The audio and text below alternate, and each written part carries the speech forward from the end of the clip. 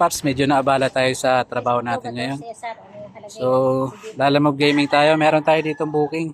Hindi naman natin inaano kung sino yun dito yung yung legit na kausap natin. Pero andito tayo sa pickup. Andito sa akin yung items, binigay na dito sa pickup. Kasi maayos na kausap dito sa pickup. Ayan camera. So, nagkakaalaga to ng 9,000. So, ang binibigay ni buyer, 2,000 pa lang. So, gusto niya mangyari, umalis na ako dito ng hindi pa kumpleto ang payment niya. So, kausap natin yung parehas na linya.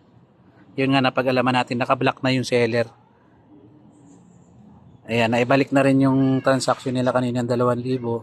So, ngayon ang gagawin natin, cancel, sabi nung seller, cancel na lang daw eh. So, iiwanan ko na yung items nito. Pero ma'am, hingi pa ako nito sa abala po. Kasi pagdating doon, di ko alam kung makukuha ko pa yung pinaka nun. Okay lang. Okay lang. So, ayan. So, ito yung transaction natin. Alright, alis na tayo dito. Ganun talaga, naabala tayo.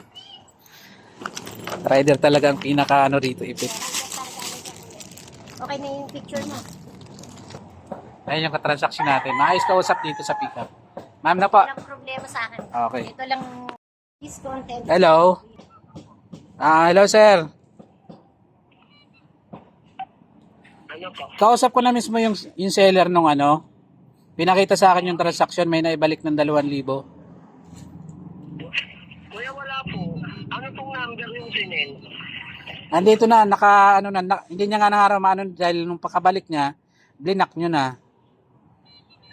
Hindi po. Ang number ko po kaya 0930 Ah, 724-0445. patingin nga nung number yung sa resibo. Yung resibo. Kasi hindi pwede maging scam dito sir eh. Nasa bahay niyo mismo ako eh.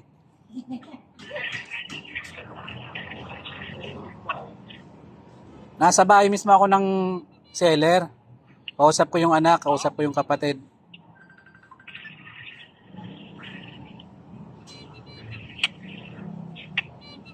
Kasi ang danyos dito sir ako eh.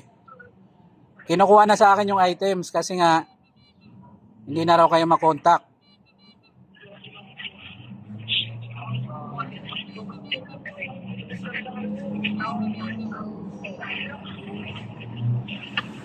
Okay na te. Yung resibo po nung Ito ba yung kaya kanina? Pinicturean mo? Anong number? Di ba makikita yung number dyan? Ayun. Yung makikita po yung number. Yung number ng anak ko. Hindi, yung pinang-send na niya ng 2,000. Akin yun. Di ba? Ay, sa akin. Di ba binalik mo na sa kanya? Oo, sa anak Tapos ko. sabi niya binalik niya na rin daw doon sa Saan po ba yun? Pinadala niya sa akin. Yun ang gusto mo ba? Hindi po. Pinadala Ako, sa iyo. binigay ko. Hindi, yung resibo nung anak mo na Pinadala sinend. ko sa anak ko. Hindi, yung resibo nung anak mo na binigay niya na rito. May binalik. Ito nga yung kuya. Saan po ba? Wala po, kuya.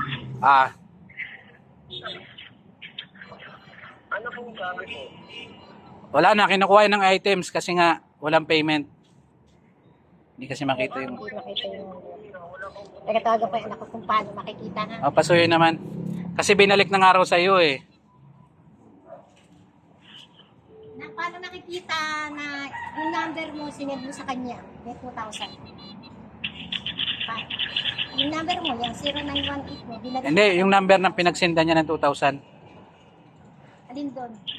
Number ng pinagsinda niya ng 2,000. Nakikita ba yung 0918 mo, yung number mo?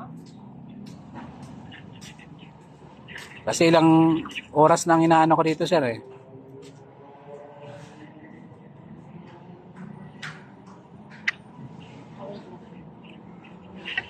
Sige na, titignan ko. Payment to bank.